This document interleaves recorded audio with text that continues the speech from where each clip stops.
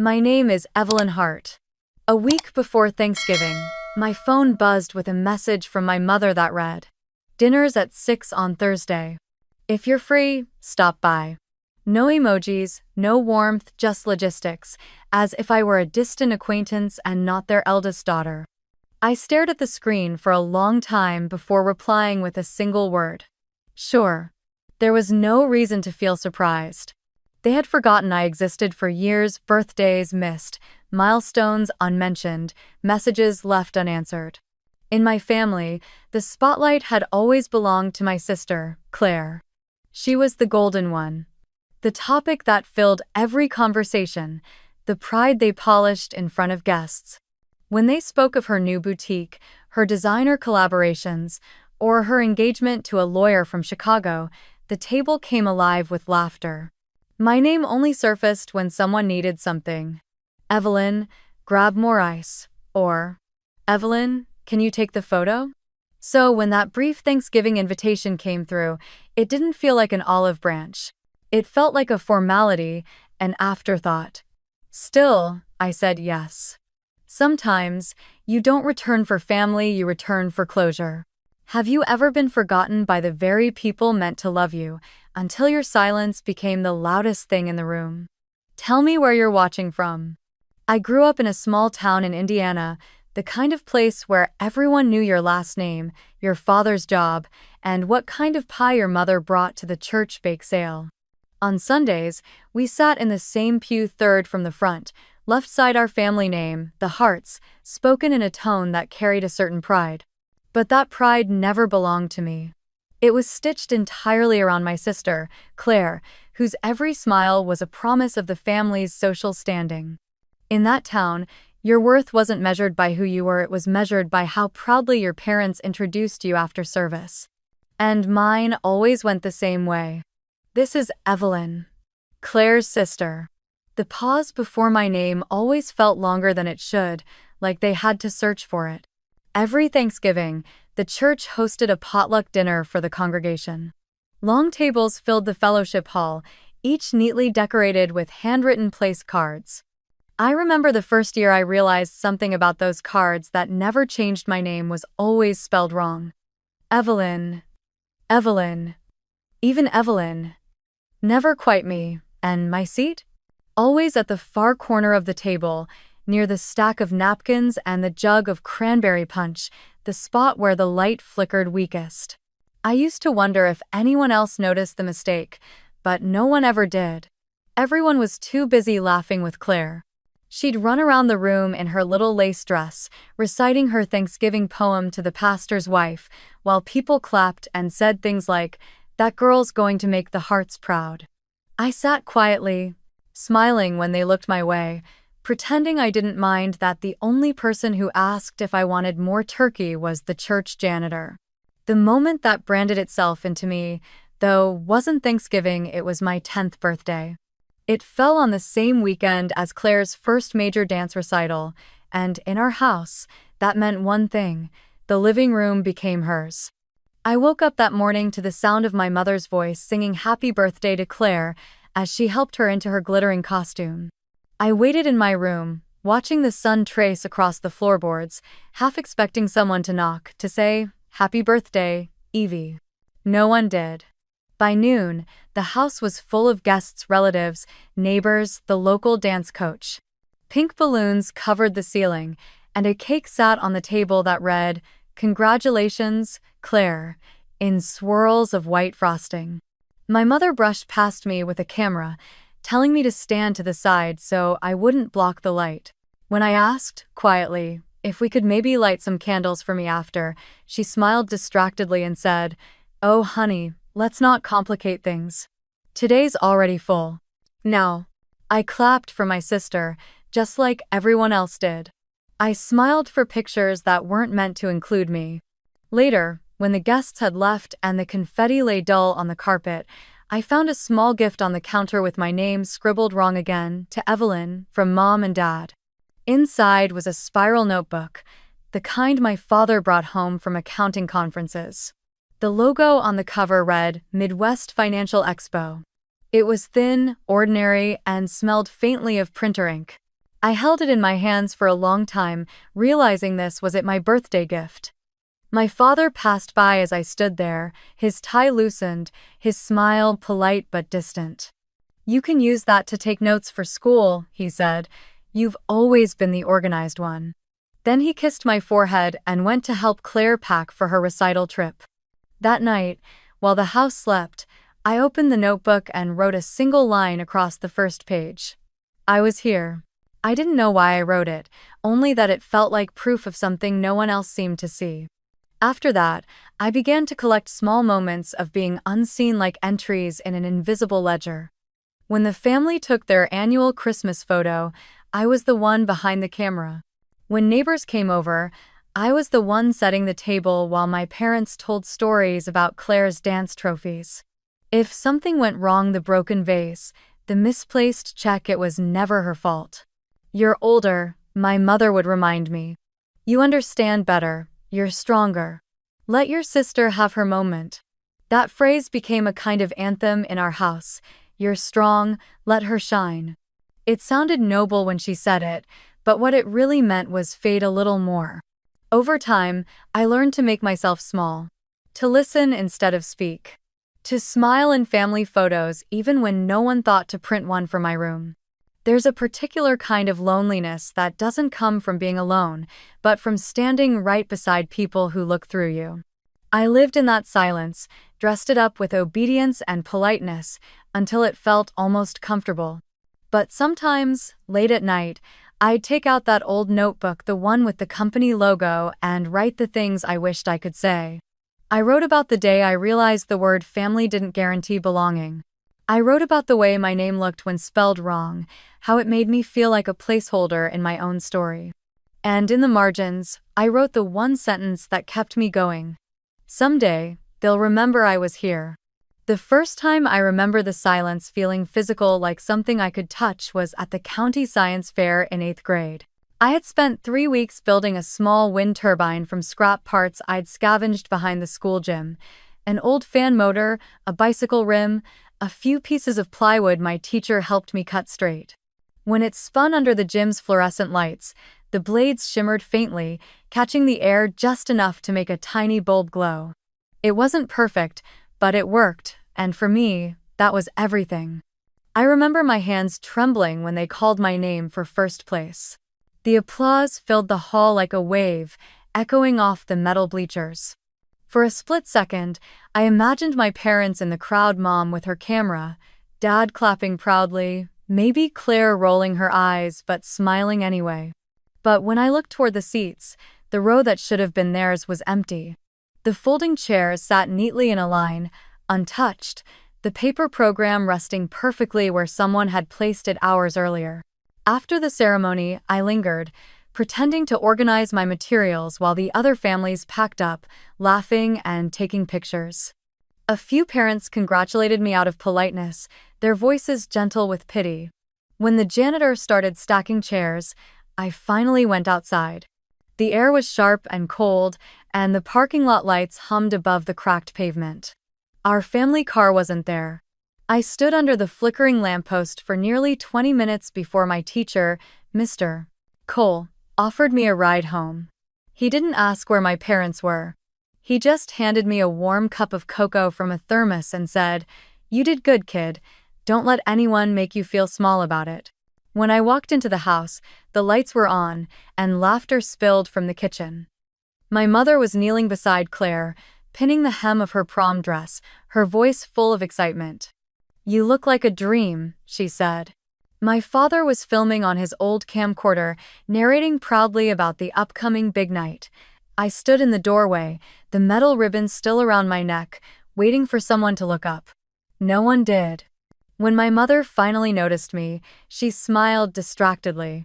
"Sweetheart, sorry we couldn't make it. You know how hard these fittings are to reschedule." She waved a hand toward the table. "There's leftover lasagna if you're hungry." I nodded, set the medal down quietly beside the sewing machine, and said nothing. Later that night, I sat at the kitchen table alone, the house dark except for the small lamp above the sink.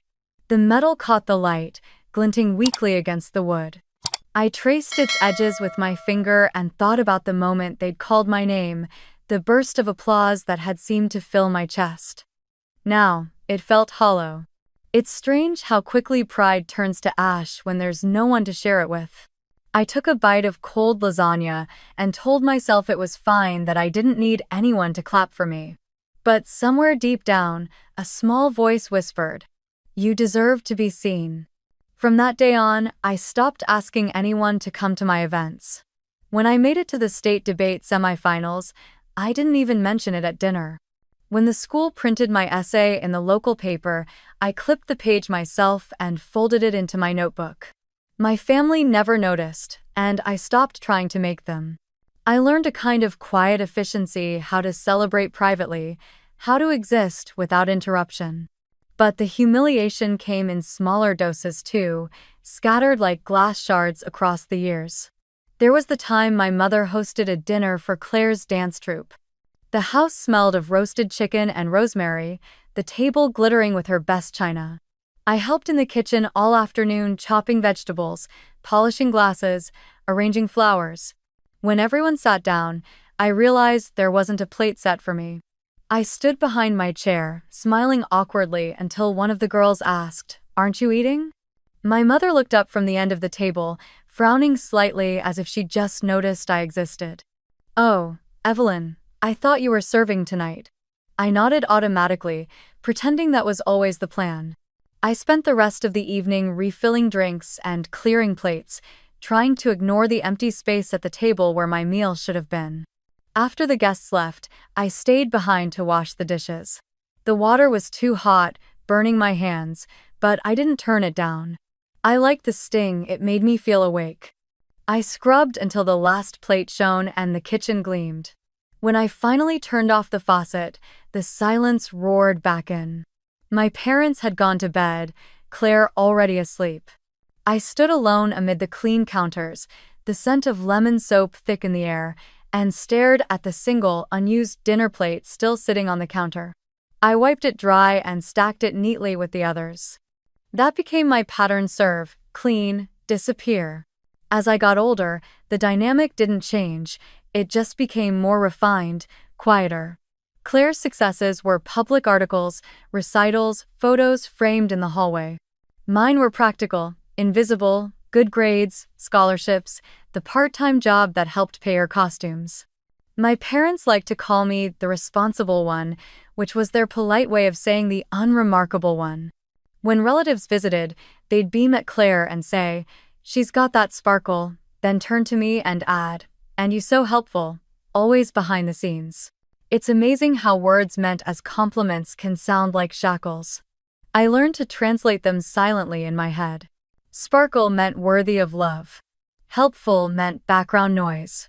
Each time they forgot me, it didn't feel like a single moment, it felt cumulative, like drops of water hollowing stone. Slowly, invisibly, they sculpted me into the dependable shadow orbiting their Sunday. By the time I turned 16, I had mastered the art of being present without taking up space. When guests came over, I refilled drinks before anyone asked. When the oven timer rang, I was already at the door. My mother once told a friend, half-jokingly, "Evelyn's like magic, the second you need something, she's there." They laughed. I smiled. But I knew the truth. Being there wasn't the same as being seen. That year, during another one of Claire's celebrations, her acceptance into a regional dance academy, I stood by the sink, watching through the reflection on the kitchen window. The table was full again, laughter bouncing off the walls. I noticed, almost absently, that one plate at the far end hadn't been filled. Mine. The silverware gleamed beside it, untouched. I could have stepped forward, claimed it, sat down like I belonged. But I didn't. Instead, I picked up the dish and carried it to the counter, setting it carefully beside the sink. My mother's voice floated over the laughter, soft and familiar. "You're strong, Evelyn. Let her enjoy her moment." I nodded to no one and turned on the faucet. The water hissed, and the laughter blurred into a distant hum. That night, I understood something for the first time: they weren't going to change. The empty plate would always be mine. The only question was how long I'd keep serving a table that never had a seat for me. My grandmother, Helen Moore, lived 2 streets over from us, in a small white house that smelled like cinnamon and nutmeg no matter the season. She was my mother's mother, though they couldn't have been more different. Where Mom's world was spotless and performative, Grandma's was warm and cluttered, the kind of house that held its breath between batches of fresh pie and radio static from old jazz stations. I used to escape there after school under the pretense of helping her bake, though what I was really doing was learning how to breathe. She never asked about grades or recitals. She just handed me an apron and said, "You measure the sugar, I'll handle the spice." Together, we'd hum along to Ella Fitzgerald while the crust browned slowly in the oven. The kitchen windows fogged from the heat, and for those few hours, the world shrank to the smell of butter, cinnamon, and belonging. One afternoon, after yet another of Claire's victory parties, the kind where I ended up washing silverware until midnight, I walked into Grandma's house without knocking. She looked up from her rocking chair, eyes sharp behind her glasses, and said simply, "Rough night?" I didn't have to answer. She pointed toward the counter where 2 pie crusts waited and added, "Good. Anger makes the best dough." I laughed in spite of myself, and the tension in my shoulders finally loosened. While we worked, she told me stories about her own girlhood, the war years, the ration cards, the times she'd baked apple pies for the neighbors just to keep her hands busy when her brothers didn't write home. She had this way of slipping wisdom into her words so gently that you didn't realize you were being taught. When the pies came out golden and perfect, she slid one toward me and said, "You don't have to earn love by being useful, Evelyn. People will try to make you think that, but it's a trap." I looked down, tracing a finger along the warm crust. "Then how do you know if you're enough?" She tilted her head, studying me for a long moment before answering. "Because you wake up every day and try again. Because you're still here. That's enough." Her voice softened. "And don't mistake silence for failure. Just because there's no applause doesn't mean you're not shining." That sentence rooted itself inside me so deeply that even now, years later, I can still hear her say it. At the time, it made me cry. No one had ever told me I was shining. At home, I was the steady one, the invisible one, the girl who filled glasses and cleared plates. But in Grandma's kitchen, I was something else entirely, a person worth talking to. Before I left that evening, she went into the small study off her kitchen and returned with something wrapped in a faded scarf.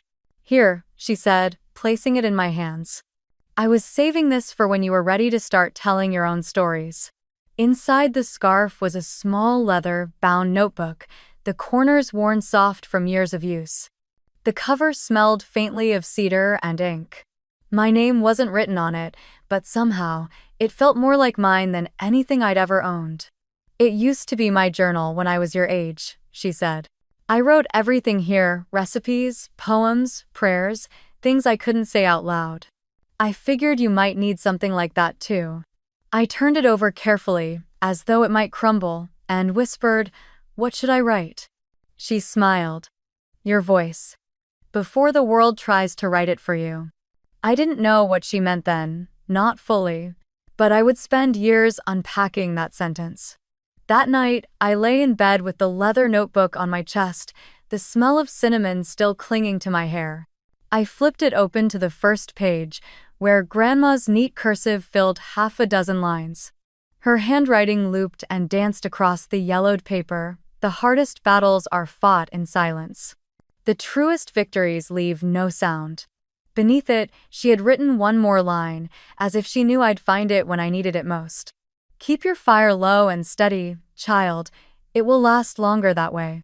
From that day forward, whenever things felt unbearable, another forgotten dinner, another family photo I wasn't in, I went to Grandma's house.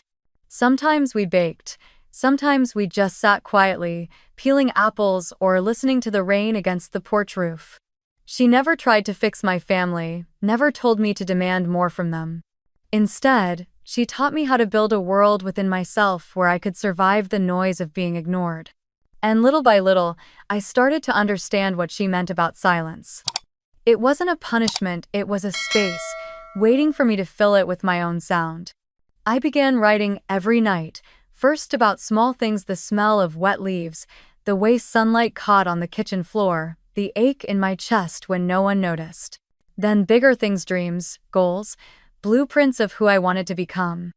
That leather notebook became my anchor, the proof that I existed beyond the roles they gave me. Whenever I felt invisible, I'd run my fingers over its worn spine and remind myself. Someone once saw me clearly enough to hand me this. Years later, when I'd build a company from nothing, when people would ask how it all began, I'd think back to that house that smelled of cinnamon and nutmeg, to a woman with kind eyes and strong hands who believed in quiet light. Because Grandma Helen had been right all along, there doesn't have to be applause for you to shine. Some lights are meant to glow softly, steady, and unseen, until the day they illuminate everything. By the time I turned 17, the rhythm of my life had settled into something both predictable and invisible. School, work, home, repeat. I didn't go to dances or join clubs. I preferred the hum of circuits to the noise of crowds. While other kids traded gossip in the cafeteria, I sat in the corner of the library, taking apart an old radio I'd found in a thrift store bin. The smell of dust and solder made more sense to me than small talk ever could. Machines didn't forget you.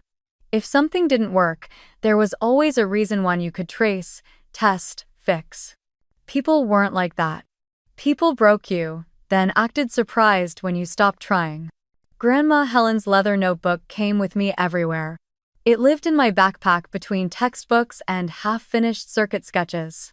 I filled its pages with diagrams, stray equations, and bits of code I didn't yet understand.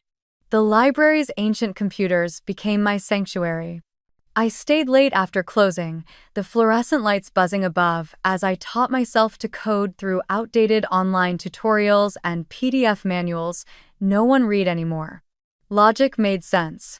Code was honest, it didn't play favorites, didn't ask for approval. If you gave it the right input, it gave you the truth. I liked that. When I graduated high school, I didn't have a college acceptance party or a new car with a bow on top like Claire did. She'd already been accepted into a fashion program in New York, and my parents threw her a farewell dinner with gold balloons spelling her name. I spent that night working the closing shift at a shipping warehouse by the highway. It was supposed to be temporary just until I figured out what came next, but somehow it became my classroom. The warehouse was an ecosystem of chaos. Packages piled higher than people, labels smudged, scanners lagging. Most nights, we were short-staffed, the conveyor belts screeching as they tried to keep up. But I noticed patterns in the mess: how certain routes always jammed at the same time, how certain zones overflowed while others sat half-empty. One night, while waiting for a late truck, I sketched the entire floor layout in my notebook. The next morning, I borrowed an old laptop from the manager and stayed after my shift to write a simple program that tracked package flow by zone. It wasn't much, just lines of code and a crude interface, but after a week of testing, efficiency went up almost 20%. When I showed the results to my supervisor, he looked at me like I'd grown a second head. "You did this?" he asked, scrolling through the data.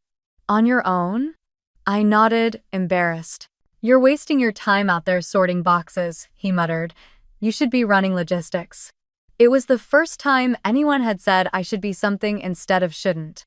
I went home that morning with grease on my hands, exhaustion in my bones, and a quiet, flickering sense of purpose in my chest. For the first time, I understood what Grandma meant when she said silence wasn't failure, it was space. That warehouse was my silence, and I was filling it. I enrolled in online community college classes at night, studying computer science and data analytics. I couldn't afford tuition all at once, so I worked double shifts, often falling asleep at my desk between assignments. But I didn't mind. Every late night felt like a small rebellion against the narrative that I was background noise. Code became my language of safety. Numbers didn't lie, algorithms didn't play favorites. I could build systems that treated every variable the same. That idea fascinated me. Machines didn't care if you were the golden child or the forgotten one, they only cared about balance, about logic. If you taught them right, they could be fairer than people. Somewhere deep down, I think I started chasing that fairness, trying to build it where it had never existed for me. Around that time, the small-town retailers I delivered to started complaining about shortages and delays. Orders that should have arrived in 2 days took 5. Shelves stayed empty while storage rooms overflowed. I watched store managers panic, trying to make sense of spreadsheets that didn't match reality. One night, while sorting boxes, I asked a question out loud that made one of my coworkers laugh. What if the system could see where things were stuck before people did? He thought I was joking. I wasn't. Over the next few weeks, I began designing a small script to track real-time stock levels using barcode scans and delivery logs. It was primitive, built in Python with data pulled from open-source libraries, but it worked. The system could predict which locations were at risk of shortages 2 days in advance. I showed it to my supervisor again, half expecting him to shrug, but this time he called his district manager. Within a month, they were using my model across 4 warehouses. When the quarterly report came back showing a 15% cost reduction, the company offered me a small bonus and a new role, junior data analyst. It wasn't much, but to me it felt monumental. I remember sitting on the loading dock that night, looking at the glowing warehouse lights reflected in puddles from the rain. I thought about all the times I'd been overlooked, all the empty chairs and forgotten plates. Maybe this was what it meant to build something that noticed, something that worked because I did. I opened Grandma's notebook and wrote one sentence across the next blank page. If machines can be fair, maybe people can learn from them.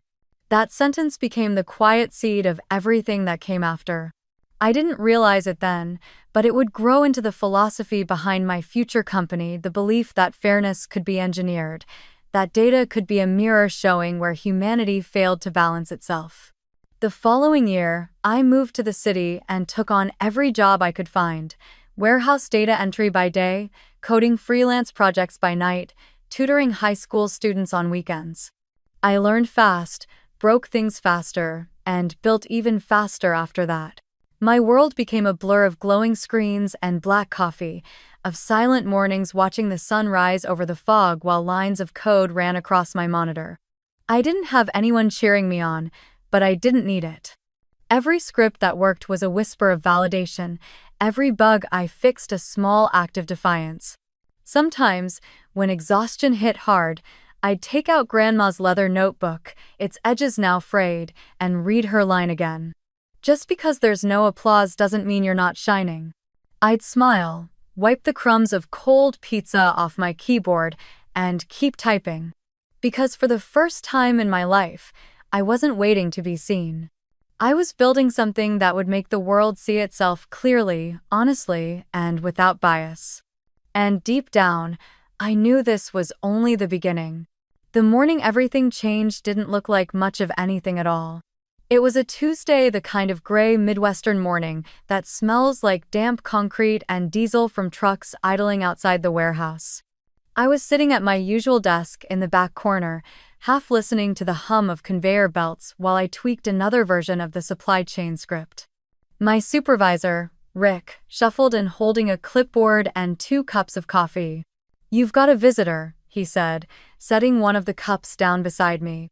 "Corporate wants to know how you managed to save them 18% on distribution costs last quarter." I blinked. 18? He grinned. "Yeah, 18. You do realize that's hundreds of thousands of dollars, right?" By the time I looked up, a man in a navy jacket was standing at the edge of my cubicle, watching the rotating graphs on my monitor. He wasn't from corporate. He introduced himself as Mark Ellison, a regional logistics consultant who also happened to invest in early-stage tech. He'd heard about my optimization tool through a company report and wanted to understand the human behind the math. I remember how awkward I felt, hands stained with ink and engine grease, trying to explain my project while the forklifts beeped in the background.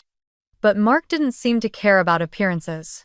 He asked smart questions about scalability, data sources, and automation potential, and for the first time in my life, someone's curiosity felt like belief. Before leaving, he handed me a card embossed with a minimalist logo and said, "If you ever decide to build something bigger, call me. You've got an eye for systems most people never notice." That night, I sat on my narrow apartment bed, turning the card over and over in my hands. Build something bigger. The words pulsed like a heartbeat. I wasn't sure what bigger meant yet, but I could feel the door creaking open somewhere inside me. Over the next few weeks, I threw myself into research. I studied logistics startups, watched endless TED Talks, read every article I could find about predictive analytics. I didn't have investors, a team, or even a proper computer, just an old ThinkPad, a borrowed Wi-Fi signal, and Grandma Helen's notebook sitting beside me. One night, half asleep over my keyboard, I found an online application for a technology accelerator program in Chicago. They offered housing, mentorship, and a small grant to promising founders with socially conscious tech ideas. I hesitated before clicking submit. Who was I to think I belonged there? Still, I attached my prototype and wrote a single sentence in the essay section. I believe fairness can be engineered. 2 weeks later, an email arrived with the subject line, "Congratulations, Evelyn." My hands shook as I read it again and again. I had been accepted into the program with a full scholarship. For the first time in my life, I was leaving Indiana not because I was running away, but because I finally had somewhere to go. Chicago was louder, faster, and colder than anything I'd known. The first night, I stood in front of the high-rise dorms the program had provided, clutching my backpack and breathing in the city air that smelled like ambition and rain. Inside, a dozen other founders were already huddled in corners of the common room, talking about prototypes, funding rounds, and product-market fit. I felt wildly out of place, the warehouse girl among visionaries. But within a week, I met 3 people who changed everything. Maya, the operations expert, had the kind of energy that filled every room. She'd once managed logistics for disaster relief NGOs and could turn chaos into order with a whiteboard and a marker. Luis, the data scientist, was quiet, introspective, and brilliant, the kind of person who saw patterns in clouds, numbers, and people alike. And Priya, the product designer, believed technology should feel like compassion, not code.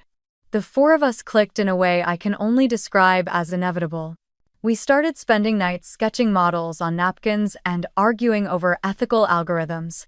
Somewhere between the caffeine and exhaustion, we realized we weren't just building a tool, we were building a philosophy. We called our project North Chair Analytics. The name came to me one night as we watched the city lights from the roof of the dorm. "It's about navigation," I told them. "Finding true north, building your own seat when none was offered." They loved it. The metaphor became our anchor: build a table, then add chairs. That's what Grandma had done for me, and that's what I wanted to do for others: create a space where fairness wasn't charity but design. The months that followed were brutal and beautiful. We survived on coffee, instant noodles, and hope. The accelerator's shared workspace became our second home. I coded until my wrists ached. Luis built dashboards that looked like constellations. Maya pitched to partners with that unstoppable grin. And Priya redesigned our logo at least 100 times until it felt human. Every setback hit hard. Every small win felt like electricity. When we launched our beta platform to track inventory equity for small retailers, I watched the first live dashboard light up like a heartbeat on the screen. We'd done it: turned silence into structure, invisibility into data that mattered. Mark, the investor who'd first found me at the warehouse, visited the demo day. Afterward, he pulled me aside and said, "You've got something special here, Evelyn. You're solving the fairness problem without preaching it." He became our first angel investor, offering $75,000 in seed funding. It wasn't a fortune, but to us, it felt like the universe finally saying yes. That night, The four of us went to a late-night diner to celebrate. The table was sticky, the fries were cold, but I remember laughing until my cheeks hurt. Somewhere between sips of lukewarm coffee, Maya leaned across the table and said, "You know what's wild? You built something to make people seen. And now you're finally being seen too." Her words hit deeper than she realized. For years, I had built my life around invisibility, around earning worth through service. But here, with them, I didn't have to shrink. We weren't competing for space, we were building it. Over the next year, North Chair grew faster than any of us expected. We partnered with local grocery chains, helping them cut waste and redistribute surplus stock to food banks. We built predictive dashboards that showed not just what was missing, but where abundance could go instead. Every time we onboarded a new client, I felt like I was patching a small piece of the world that had been broken. For the first time, fairness wasn't a dream, it was measurable. Sometimes, late at night, I'd stay alone in the office, watching the data points drift across the screen like stars. I'd pull out Grandma Helen's notebook and run my thumb over her old handwriting. Just because there's no applause doesn't mean you're not shining. But now, the room was full of light computer monitors, city skylines, the reflection of my own face in the glass. It struck me then, maybe this was what she meant by shining quietly. I hadn't built North Chair to prove anything to my family. I'd built it for the people no one saw, for the overlooked shelves, the forgotten workers, the small stores on back roads that kept communities alive. I'd built it because fairness, like light, was meant to be shared. As the city slept outside, I looked at the glow of our logo North Chair Analytics and whispered the rule that would become our company's heartbeat. Build a table, then add chairs. In that moment, I didn't need applause, validation, or even acknowledgement. I had something better, a direction. The door that had cracked open in that warehouse was now wide, and for the first time in my life, I stepped through it without looking back. The next 18 months were the steepest climb of my life. Success, it turned out, didn't arrive with trumpets or champagne. It came wrapped in exhaustion, late rent, and the bitter smell of burnt coffee at 2 in the morning. Our little office sat on the 4th floor of an old co-working space in Chicago's West Loop, wedged between a tattoo parlor and a failing VR startup. The building's air conditioner groaned in summer, the radiators hissed in winter, and the walls carried every sound: the low buzz of ambition, the laughter of people pretending not to be terrified. We lived on instant noodles and vending machine granola bars.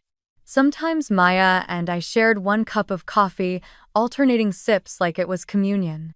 The only time we splurged was when Luis's code finally ran without crashing. Then we'd order a single deep dish pizza and eat it cold hours later because none of us could stop debugging long enough to take a break. Every month we calculated our burn rate like it was a countdown clock. The numbers never looked good. But we kept moving because stopping meant sinking. By the 3rd quarter, we'd built a solid proof of concept, a predictive model for hospital supply chains that could flag shortages of critical equipment before they happened. It was a desperate pivot. Hospitals were drowning in inefficiency, and we knew our model could save both money and lives. We pitched it to anyone who would listen: administrators, procurement officers, anyone with a LinkedIn account and a pulse. Most ignored us. A few listened out of politeness. One night, we found ourselves presenting in a fluorescent conference room to a panel of exhausted hospital directors who looked like they'd rather be anywhere else. Maya clicked through the slides, Luis explained the algorithm, and I told the story the way I always did about fairness, visibility, and how systems could be kinder if designed to notice everyone. When we finished, the room was silent. I thought we'd failed again. But then a woman in a gray suit leaned forward and said, "If you can really reduce shortages by even 10%, you'll change everything."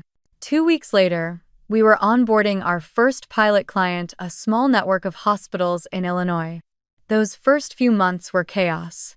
We worked around the clock, cleaning dirty data, chasing server errors, sleeping on beanbags under our desks. But when the quarterly report arrived, it showed a 30% drop in supply shortages across all 5 hospitals.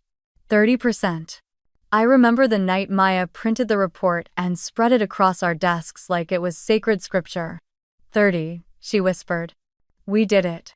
We stared at the numbers until dawn, the glow of the monitors painting our faces in blue light. No confetti, no applause, just quiet awe. For the first time, our work had weight. It mattered.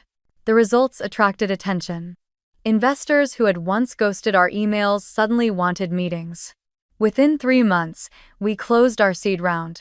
Mark came on board again, this time joined by 2 healthcare angels who believed in ethical tech.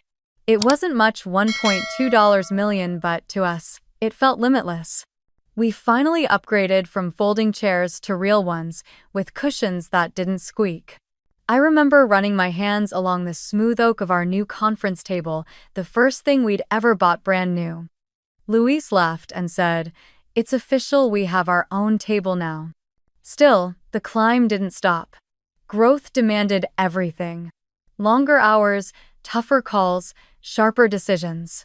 We learned to pitch under pressure, to lose gracefully when deals slipped away. We stumbled, we argued, we broke down and built each other back up again.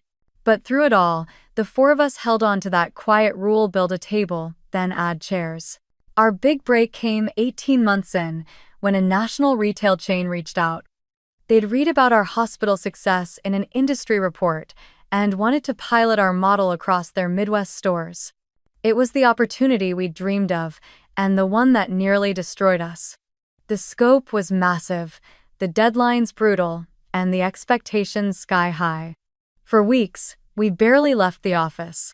I remember typing through nosebleeds, Maya falling asleep on the floor with her laptop open, Luis whispering to the servers like they were living things.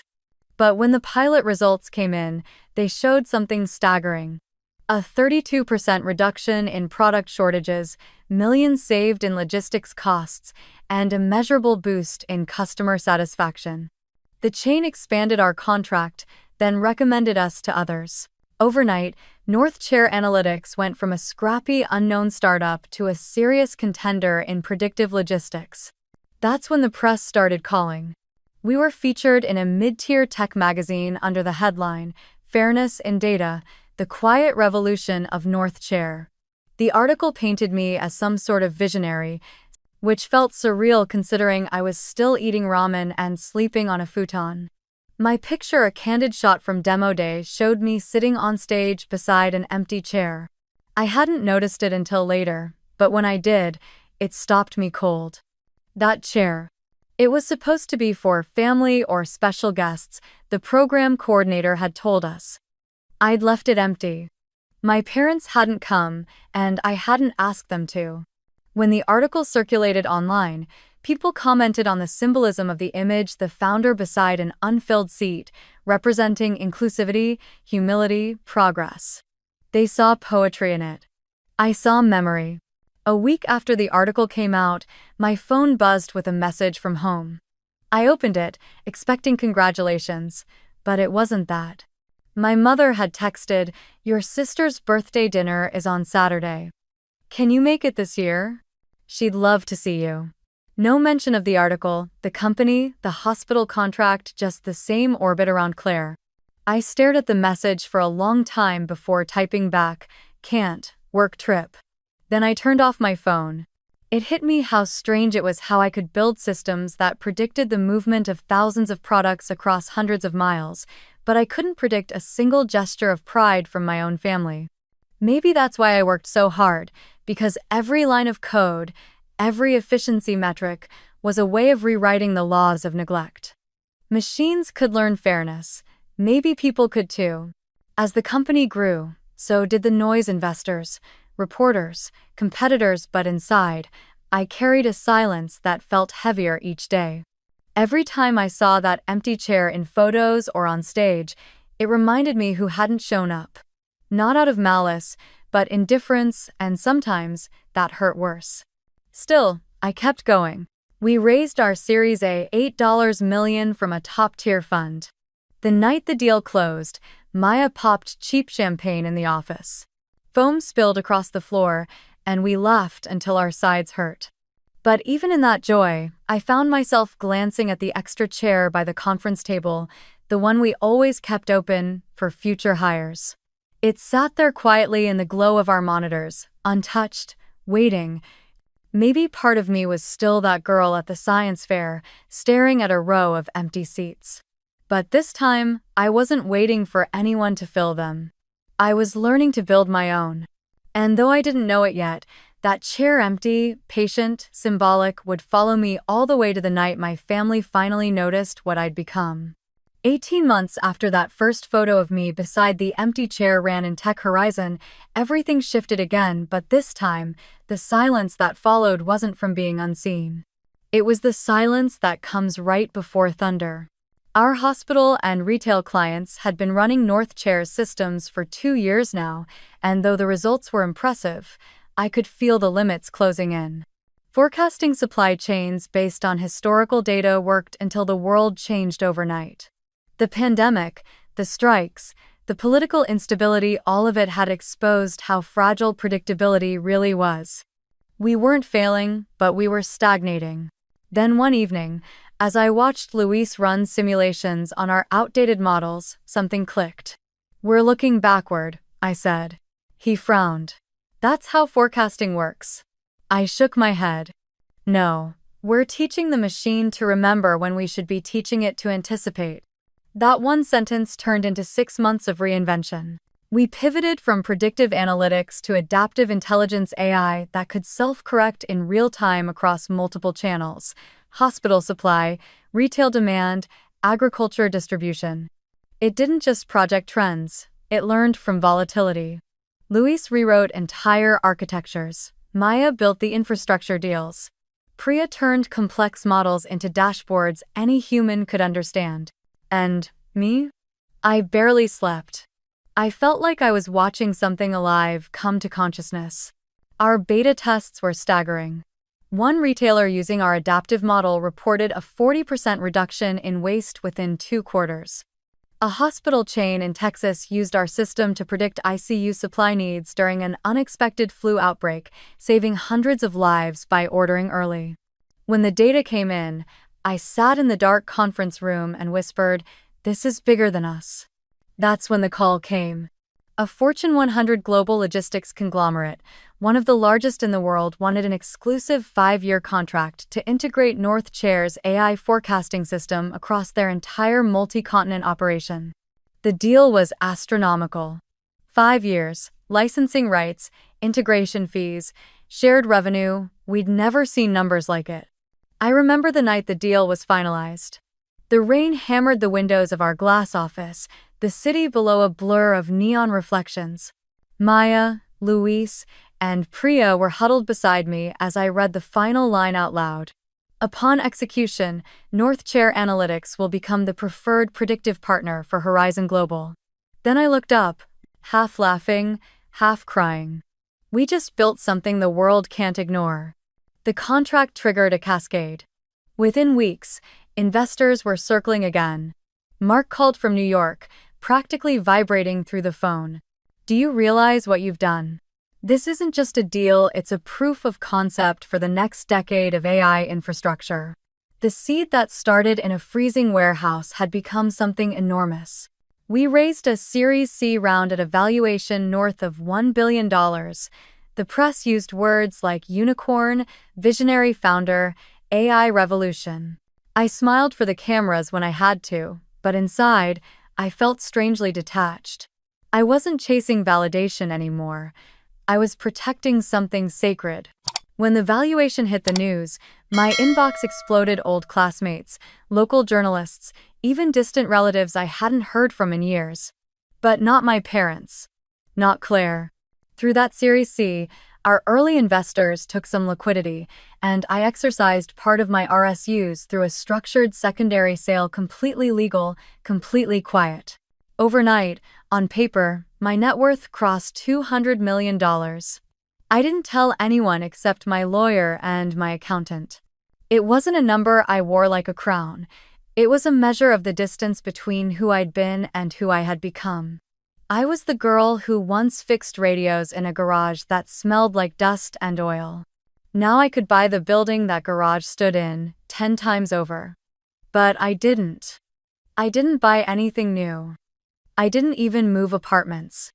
I still wore the same gray sweaters, still carried my scuffed brown tote bag from college, still preferred worn-out sneakers to heels. Luis once teased me about it.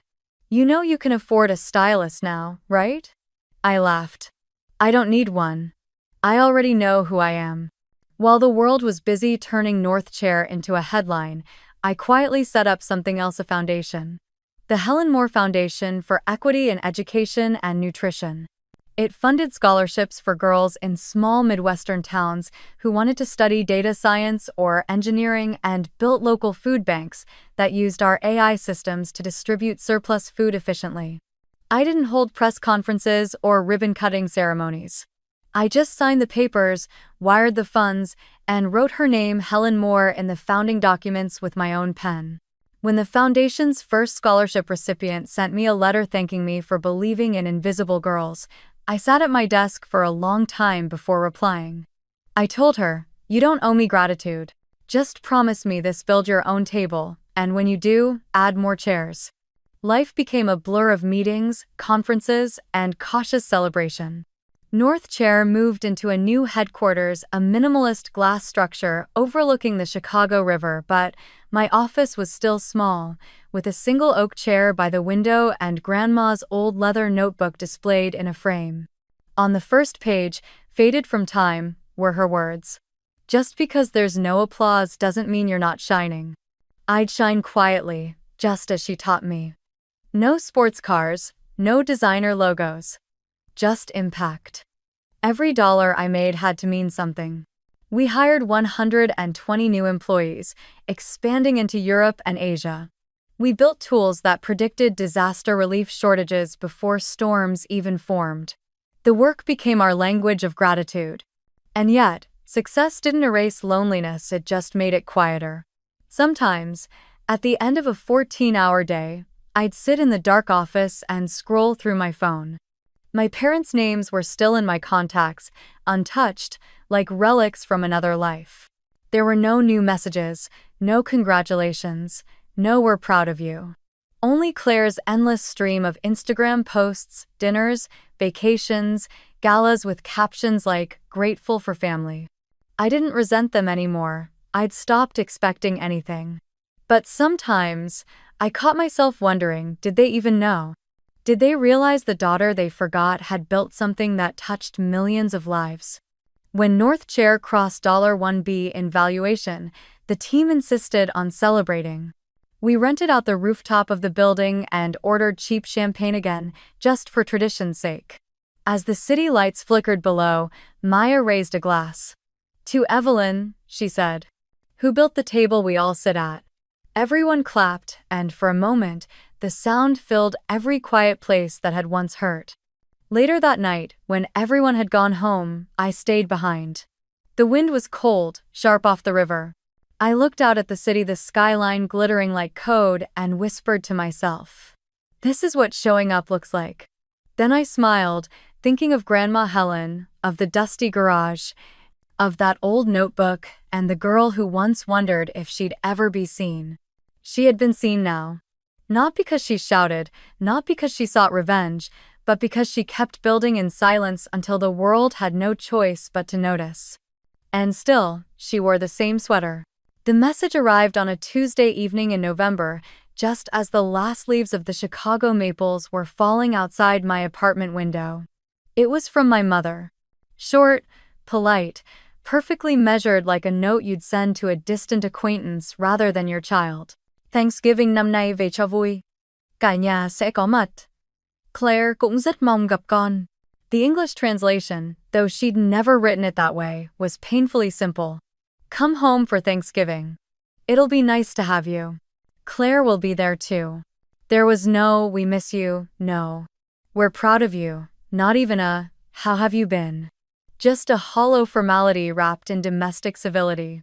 After years of silence, It felt less like an invitation and more like an afterthought, like being penciled into a guest list at the last minute to fill an empty seat. I stared at the message for a long while, then typed my reply. Okay. No exclamation mark, no emojis, no hint of warmth. Just that single word. That night, as I packed, I chose carefully. I didn't bring gifts or wine or even one of the polished talking points people expected from a founder. Instead, I carried two things: a bouquet of wild daisies, Grandma Helen's favorite, and a small white place card. On it, in black ink, I wrote, "For who shows up."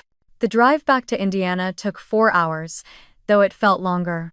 The roads grew emptier the farther I went, the skyline fading into flat fields and broken fences. The town hadn't changed much, still the same diner, the same church steeple, the same quiet that used to smother me. As I passed the sign that read, "Welcome to Brookfield," I felt something twist in my chest. It wasn't nostalgia, it was muscle memory. The ache of coming home to a place that never truly held you. Their house looked smaller than I remembered. White paint peeling, the porch light buzzing faintly. Through the window, I could see silhouettes moving around the dinner table, laughter, motion, the clink of dishes. The same choreography as always. I parked down the street, took the bouquet and the card, and walked up the driveway, the sound of gravel crunching under my boots like distant thunder. When Mom opened the door, her smile was the same one she used on church neighbors, polite, practiced. "Evelyn," she said, like tasting the name for the first time in years. "You made it." I did," I said simply. Inside, the house smelled of cinnamon and turkey fat, warm and familiar. The dining table gleamed under the yellow light, set with the same china they used every year. My old seat was there, at the corner by the window, the same corner where I used to sit at birthdays and holidays, where the place card always spelled my name wrong. I walked over, set the bouquet gently on the chair, and slid the white card in front of the plate. My mother noticed but said nothing.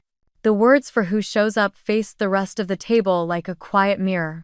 Claire was radiant as ever, wrapped in soft beige cashmere, her diamond bracelet catching the light. "You look good," she said, in the tone people use when they're surprised you do. "I saw something online about your company. What's it called again?" "North Chair," I said. "Right, yes." She turned immediately back to her husband, laughing. "Anyway, as I was saying, our boutique just launched a second location in Nashville. Can you believe it? We sold out of our winter collection in 3 days." Mom beamed. "That's wonderful, honey. You've worked so hard." The conversation moved around the table like a current I couldn't enter. They talked about Claire's shop, her husband's promotion, their new house, their upcoming ski trip. Every time someone asked a question, it was about her. When I was addressed, it was almost accidental, like they remembered I was there mid-sentence. "Evelyn, you're still in Chicago, right?" Dad asked, slicing his turkey. "I am." Good. He paused, chewing thoughtfully. "You're still doing all right then?" There it was. The old, familiar question. Not curiosity, not concern, just an obligation, a polite nod to the fact that I existed. "I'm doing fine," I said evenly, spooning cranberry sauce onto my plate. The tartness hit my tongue like a spark, sharp, real. Around me, laughter continued. Someone refilled Claire's wine glass. Someone complimented her earrings. I kept eating quietly, listening to the rhythm of their conversation as if from another room. Nothing had changed. Not the way they looked at her. Not the way they looked through me. For years, I had thought time might soften that truth. It hadn't. At one point, Mom turned to me. "You should have told us you were coming. We would have saved a nicer seat." I smiled faintly. "This one's just right." Her eyes flickered to the daisies on the chair beside me, then down to the place card. She didn't comment, but I saw her hand tighten briefly around her glass. The dinner stretched on. Claire told a story about a designer she'd met in New York, Dad interrupted to talk about a mutual friend's new car. Mom fussed about pie crusts and table linens. I laughed when it was polite, nodded when required, answered questions with measured brevity. The whole time, I felt the soft hum of distance between us, polished, practiced, impenetrable. When dessert came, Claire leaned back and sighed dramatically. "It's so good to have everyone together again," she said, reaching for her husband's hand. "It's been years, hasn't it?" I looked at her, then at the daisies. "Yes," I said softly. "Years." No one asked what those years had been filled with. No one asked where I'd been, what I'd built, or why the bouquet was sitting there. And for the first time, that silence didn't wound me, it confirmed something I'd always known. They hadn't changed because they'd never needed to. When the plates were cleared and the laughter began to fade, I excused myself quietly. I left the bouquet on the chair, the petals catching the candlelight like small suns. The place card remained, the ink still drying slightly. For who shows up? No one noticed when I slipped out. I drove away under the cold November sky, the road ahead glittering with frost. In the rearview mirror, the house grew smaller until it disappeared completely. For years, I had wondered what homecoming would feel like. Now I knew, it wasn't fireworks or reconciliation. It was knowing you could walk into the same room, sit at the same table, and realize you no longer needed to be seen to know your worth. The daisies would wilt by morning, but the chair, they would remember that chair. The next morning, the air in the house smelled like reheated stuffing and unresolved tension. Thanksgiving had technically ended, but my parents always hosted a leftovers brunch the next day, as if repeating the ritual could fix the cracks in the foundation. I'd stayed overnight at a small inn by the edge of town instead of the guest room. They hadn't offered it anyway, and when I arrived, everyone was already seated at the table again. Same china, same chatter, same hierarchy of voices. Claire was radiant in another soft sweater, her laughter cutting through the clink of silverware. Mom flitted around pouring coffee, while Dad read the local paper out loud about gas prices like it was national news. The same domestic loop, frozen in time. Halfway through the meal, my uncle, a friendly man with more enthusiasm than tact, looked up from his plate and said, "So, Evelyn, what are you doing these days? Still in Boston?" He said Boston because, to him, any place with tech and cold weather was Boston. I smiled politely. "Chicago, actually." "Ah." He nodded, pretending to remember. "And you're still doing that computer thing, right? What's it called again? North something." Across the table, I saw Claire's mouth twitch into a half smirk. "Yeah," she said, reaching for her mimosa. "She's got some little startup, right? You must be so busy, Ev." The nickname slid out like a pat on the head. I set down my fork, the tines glinting in the morning light. "A little busy," I said, matching her tone. "We just closed our Series C funding round last month." "Jew?" Dad glanced up, confused. "Series what now?" "Series C," I repeated casually, as if it were the most ordinary phrase in the world. "It's just a later investment stage. We raised a bit over $200 million in total." The sound that followed wasn't silence, it was a collective pause, the kind that lives between disbelief and dawning comprehension. My uncle's coffee spoon froze halfway to his mouth. The carving knife Dad had been using to slice the cold turkey hesitated midair. Mom's hand, holding her wine glass, trembled just enough for the light to catch the movement. Claire's smile faltered, the word 200 hung in the air like smoke. I took a sip of water and continued, tone steady, conversational. "We're also funding a food distribution program for this region. The North Chair Foundation partnered with a few local pantries. You might have seen the trucks there marked with the red compass logo." Mom blinked slowly. "That's you?" I nodded. "Yes. Grandma's name is on the foundation charter, actually. The Helen Moore Initiative. She would have liked that, don't you think?" Her lips parted, but no sound came out. Across the table, Claire was staring straight at me, her hand frozen around her glass stem. Her diamond bracelet caught the sunlight like a flashbulb. "Wait," she said, voice half whispered, half accusing. You mean that North chair? The one in Forbes last month? That's your company? I shrugged lightly. Well, our company. There are 4 of us. But, yes. Dad cleared his throat. And you own part of it? I turned my head toward him, keeping my expression neutral. I do. I hesitated, as if debating whether to elaborate, then said, almost offhandedly. Based on last week's valuation, my portion's worth around I paused, squinting slightly as if doing mental math. 200 million, give or take. But you know how these things fluctuate. The room went utterly still.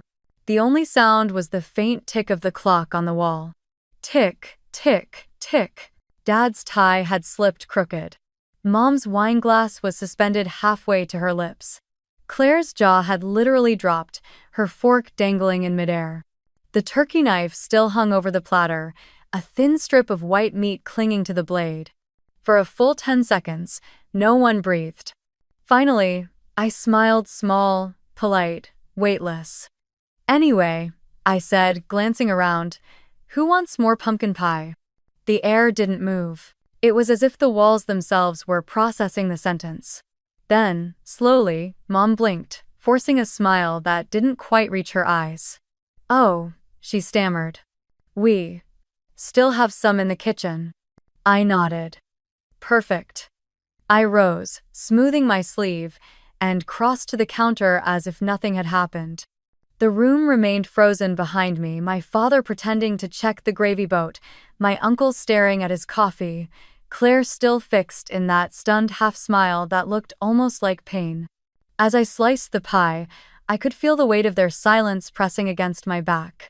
I plated each piece carefully, the scent of cinnamon and pumpkin filling the air, warm and sweet. When I returned to the table, everyone tried, clumsily, to recover. So, Dad said after clearing his throat again, that's quite an accomplishment. I smiled faintly. Thank you. Mom's voice followed, brittle but composed. We had no idea it was so successful. You should have told us. 1. I figured you'd see it eventually, I said, tone soft but steady. It's been on the local news a few times. Claire finally spoke, voice quiet, uncertain. Why didn't you ever say anything? I looked at her, really looked. The golden child, still playing the role she'd been handed, now realizing the script had changed without her. Because, I said gently, I didn't build it to be talked about. Another silence. Longer this time, heavier, the kind that reshapes the air. Mom tried to laugh, but it cracked halfway through. Well, she said, clinking her fork against her plate, isn't this something to be thankful for? I nodded. It is. And then, just like that, I took another bite of pie. Sweet, spiced, quiet. The simplest act in the world, and yet, somehow, it carried more power than any speech could. Around me, conversation stuttered, then tried to restart itself, but it couldn't find rhythm again. They were all still somewhere in that beat of disbelief, trying to realign their understanding of me. I let them. I didn't need to explain or correct or diminish. The truth had landed, and it spoke louder than anything I could have said. When I was a child, I used to dream of this moment not out of revenge, but as proof. Proof that the invisible could become undeniable. But sitting there now, watching the clock tick above the mantel, I realized the victory wasn't in their silence. It was in mine. Because I could sit at their table, calm, grounded, whole, and know that I no longer needed their approval to exist. Claire finally broke the quiet. So, are you hiring? The laughter that followed was nervous, brittle, and short-lived. I smiled again, steady. We're always looking for people who show up, I said simply, pushing the last bite of pie across my plate. The clock ticked again, steady, unbothered. And that was the music of power, the sound of peace mistaken for composure. Mom found me in the kitchen after everyone else had drifted into the living room, their laughter brittle and uncertain, trying to resettle around the new gravity of what had just happened. The plates were stacked high in the sink, steam rising from the dishwasher, the smell of cinnamon and turkey bones hanging in the air. She closed the door behind her as if the silence needed walls. "Evelyn," she began, her voice low and tremulous. "Why didn't you tell us? Why didn't you say something before today?" She crossed her arms, half defensive, half bewildered.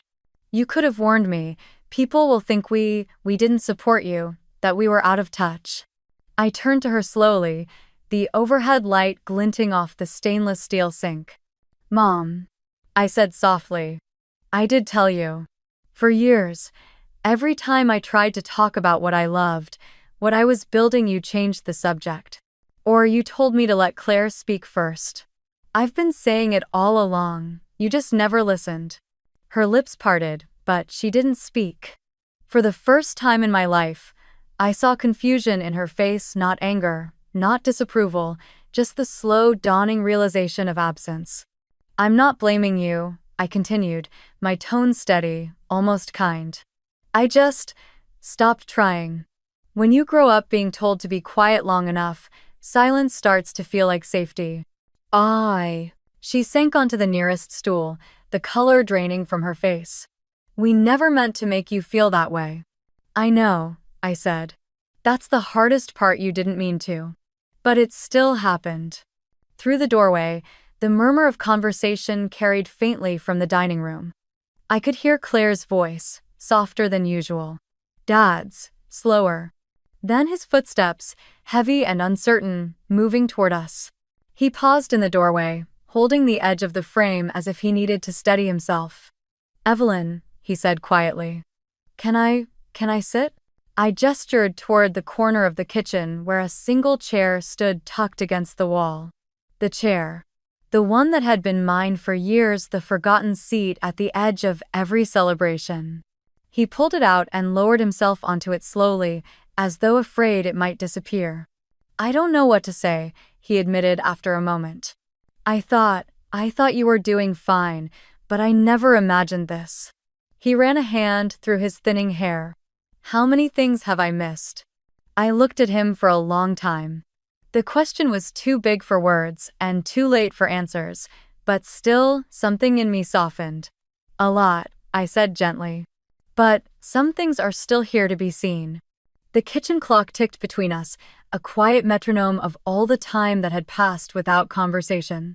Then Claire appeared in the doorway. Her voice was small, almost fragile. "Can I come in?" Mom nodded automatically, but Claire was looking at me. I gave a short nod. She stepped inside, her movements slower than I'd ever seen. Her eyes, so bright and certain a few hours ago, now looked unsteady, searching for footing. "I didn't know," she whispered. "I mean, I knew you were doing well, but I didn't see it. I just thought if you ever became successful." She hesitated, her voice cracking. "I'd disappear. Like there wouldn't be room for both of us." Her honesty disarmed me. I set down the dish towel I'd been holding. "Claire," I said, "you don't disappear because someone else shines. You disappear when you stop showing up." She blinked, eyes glassy, and nodded faintly. Without thinking, I reached into my coat pocket and pulled out the small white place card I'd carried from the night before. The ink on it was slightly smudged from my hands, but the words were still clear, "For who shows up." I set it gently on the counter between us. "This," I said quietly, "is the new rule. In my life, in my home, in my heart. No borrowed emotions, no borrowed pride. If you want to sit at my table, all you have to do is show up fully, honestly. No pretending. No erasing." Mom stared at the card as if it were a verdict. Dad exhaled, long and shaky. Claire reached out and touched it with her fingertips, then looked at me. "Can we start over?" I gave a small smile. "That depends on whether you mean it." She didn't answer, but, for once, her silence wasn't defensive, it was humble. When I left later that evening, the house was quieter than I'd ever heard it. No one followed me to the door, but as I stepped out, I caught a glimpse of Dad still sitting at that corner chair, staring at nothing. The place card lay in the center of the kitchen table now, next to the fading bouquet of daisies. Outside, the cold November air bit at my cheeks. The sky had turned the color of pewter, and snow threatened to fall. I got into my car, turned on the heater, and sat for a moment before starting the engine. My phone buzzed a flurry of messages, lighting up the screen.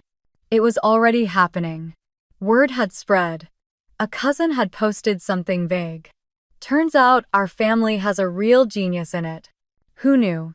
Someone else had commented, "Wait, is this about that Forbes article?" Within an hour, I knew the group chats would be on fire. Old classmates, distant relatives, everyone dissecting the news like a headline. I didn't reply. I didn't correct. I didn't post a thing. The truth didn't need defending anymore. It was out there, moving through the world on its own. As I drove away, the town grew smaller in my rearview mirror. The same gas station, the same church steeple, the same rusted sign that once felt like the border of my world. But now, it was just a landmark in a story that had already turned its last page. At a red light, I rolled down the window slightly. The wind carried the faintest smell of wood smoke and pine, the scent of Grandma Helen's kitchen, alive in memory. I smiled. Somewhere, in some quiet ledger of the universe, I knew she'd be proud, not because of the money or the company, but because I had finally learned her lesson. You don't build a life to be seen. You build it so others can stand on it. By the time I reached the highway, the first snowflakes began to fall, drifting lazily through the headlights. The road stretched open ahead of me, wide, endless, free. And behind me, in that old kitchen, a single place card waited on the table, a small white promise under the hum of the refrigerator. For who shows up? The next morning, the air was sharp and silver with early winter light. I left town before sunrise, my car cutting through the fog that clung low over the fields. The highway was quiet, a long ribbon of gray stretching between past and future. For the first time in years, I wasn't driving away from something. I was driving towards something I'd built with my own hands. The local food bank sat on the edge of the industrial district, housed in an old warehouse that used to store fertilizer. Now it smelled of fresh bread, citrus, and hope. The front wall bore the name, the Helen Moore Foundation, in clean bronze letters. Below it, workers in red North Chair vests were unloading boxes, produce, canned goods, medical supplies from trucks marked with our Compass logo. I parked and walked up the gravel path, my boots crunching softly. Inside, volunteers were laughing, sorting donations, handing out hot cocoa to families waiting in line. A little girl waved at me from behind a table of apples. She couldn't have been older than 8. "You're Miss Moore, right?" she said shyly. "Mom says this place helps a lot of people." I knelt to her height. "That's the idea," I said, smiling. "It's your place too." She grinned, not fully understanding but feeling it anyway. Children always did. I gave her a sticker with our red compass emblem and watched her run off to show her mom.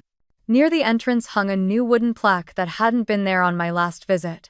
Someone on the team must have installed it overnight.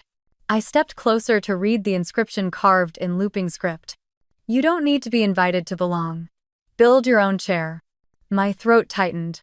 The words were simple, but they carried the weight of an entire lifetime. Grandma Helen would have loved it plain wood, no gold, no marble, just truth.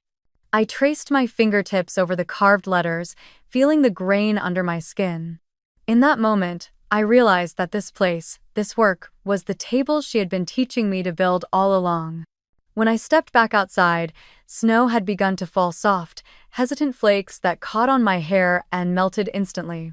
I sat in the car for a long time, letting the heater hum quietly, thinking about everything that had happened. Then I picked up my phone and scrolled to Mom.